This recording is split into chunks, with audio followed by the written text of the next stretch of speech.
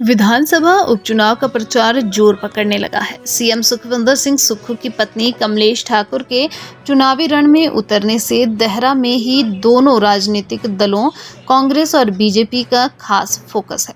हमीरपुर और नालागढ़ में प्रत्याशियों में टक्कर रोचक हो गई है। नालागढ़ में मुकाबला तिकोना लग रहा है क्योंकि स्वर्गीय पूर्व विधायक हरिनारायण सैनी के भतीजे हरप्रीत सिंह ने कांग्रेस और बीजेपी के सियासी समीकरण उलझा दिए हैं। देहरा में कांग्रेस प्रत्याशी कमलेश ठाकुर बीजेपी के होशियार सिंह के सामने चुनौती पेश की है। हमीरपुर में बीजेपी उम्मीदवार आशीष शर्मा व कांग्रेस उम्मीदवार डॉक्टर पुष्पेंद्र वर्मा में कड़ा संघर्ष है। उपचुनावों के लिए विधानसभा की तीनों सीटों से 13 प्रत्याशी दमखम दिखा रहे हैं। मुख्य मुकाबला 2 सीटों पर कांग्रेस और बीजेपी के बीच माना जा रहा है, तो नालागढ़ में तस्वीर तिकोनी हो गई है। कुछ निर्दलीय भी ताल ठोक रहे हैं। देहरा और नालागढ़ में 5-5 व हमीरपुर में 3 प्रत्याशी चुनावी मैदान में हैं। बीजेपी और कांग्रेस प्रत्याशियों के अलावा नालागढ़ में तीसरी स्वाभिमानी पार्टी भी चुनाव लड़ रही है। बाकी निर्दलीय प्रत्याशी हैं। देहरा सीट सीएम सुखविंदर सिंह सुक्खू की प्रतिष्ठा का सवाल बन गई है क्योंकि उनकी पत्नी चुनावी मैदान में है। सुक्खू अगर यह सीट जीत जाते हैं तो वह कई विरोधियों के मुंह बंद कर देंगे। इसलिए कांग्रेस यहां पूरी ताक से चुनाव लड़ रही है। यहां बीजेपी और कांग्रेस के दोनों ही प्रत्याशी राजपूत हैं। इस हलके में राजपूत करीब 42%, ओबीसी 32%, अनुसूचित जाति 14% और ब्राह्मण 12% है। सीएम सुक्खू ने पूर्व प्रत्याशी डॉक्टर राजेश शर्मा को मना लिया है।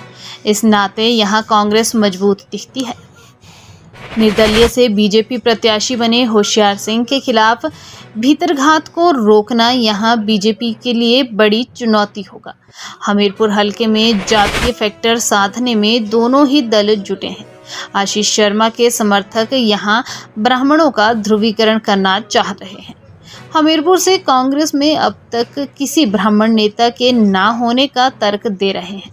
दूसरी ओर डॉक्टर पुष्पेंद्र वर्मा राजपूतों को अपने पक्ष में करने पर ध्यान दे रहे हैं। यहाँ दोनों ही जातियों की जनसंख्या करीब 65% है। इनमें ब्राह्मण और राजपूतों की प्रतिशतता बराबर ही है। अनुसूचित जाति यहाँ करीब 25% और ओबीसी 7% है, तो इन वर्गों को साधने पर भी ध्यान है। सीएम सुक्खू का गृह जिला होने के कारण कांग्रेस इस फैक्टर को भी भुना रही है। बीजेपी प्रत्याशी के पास यहां से सीएम होने के बावजूद हमीरपुर की अनदेखी का मुद्दा है। नालागढ़ में हरिनारायण सैनी के भतीजे हरप्रीत ने कांग्रेस और बीजेपी के सामने कड़ी चुनौती पेश की है। हरिनारायण का यह परंपरागत गढ़ रहा है।